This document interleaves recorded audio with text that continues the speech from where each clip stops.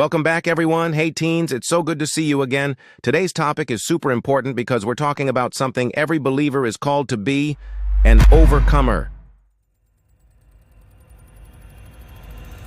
And the book of Revelation gives us the whole roadmap, not to scare us, but to prepare us. So get ready. This chapter will give you a big picture journey of what's coming in the last days and how you can stand strong in your faith. In Revelation, there's a point where 3 great woes are announced. Think of it like warnings that things are going to intensify. Just like how storms start small but then turn into cyclones. Look at the news. Floods covering cities, heat waves breaking records every year, giant hailstones smashing roofs, strange lightning storms. And Revelation describes this increasing intensity through the 3 woes, connected to the sounding of the trumpets. Each one brings a deeper shaking, preparing the world for what comes next.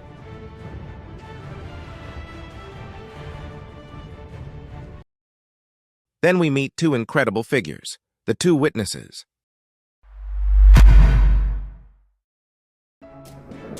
The 2 witnesses. These are God's messengers who show up with power, miracles, and authority that shake the nations. Imagine Elijah calling down fire or Moses parting the sea, but now multiplied for the whole world to see.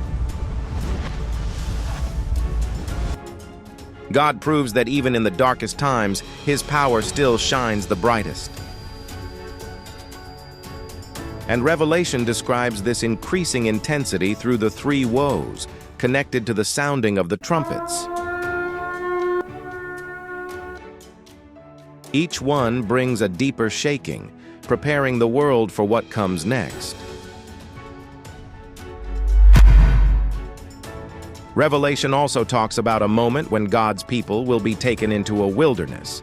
A place of protection through the vision of a woman was taken to the wilderness in Revelation chapter 11. If you imagine wilderness life like camping with no internet and no Uber Eats, it doesn't sound fun. But the wilderness in the Bible is where God trains, protects, and speaks, just like He did with Israel or Elijah.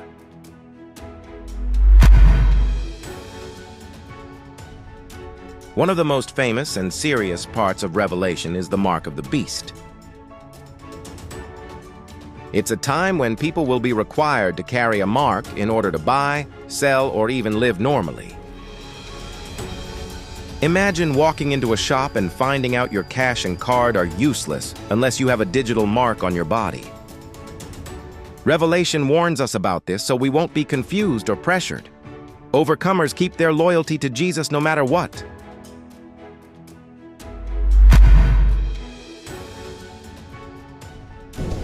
When the world reaches its point of rebellion, God releases the 7 bowls of wrath. These are the final judgments before Jesus returns. Fast, intense, and unstoppable.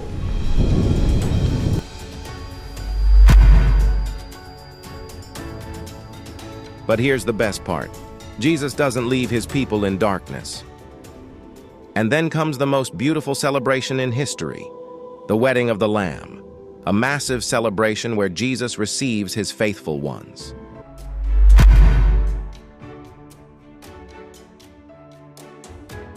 After the final judgment, God brings something extraordinary: the New Jerusalem, a heavenly city descending from above.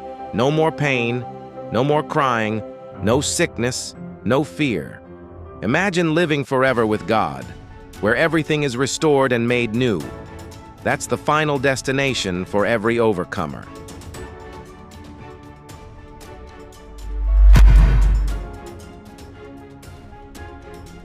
So teens, here's the real question. Are you preparing yourself to be an overcomer? This journey isn't about knowing scary events. It's about getting your heart ready. To overcome in the last days, you need to protect your mind from being shaped by the world. Stay pure in your heart and hack or pray in the Spirit so you stay connected to God.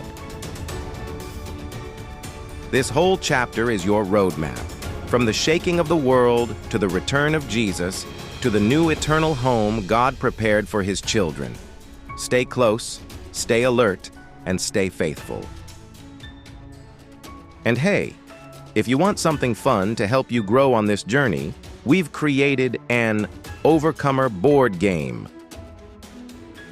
It's designed to help you understand the Book of Revelation in a simple and interactive way. If you'd like a copy, just write to us. We'd love to send one to you. All right, everyone. Let's move to the next part of our journey as overcomers.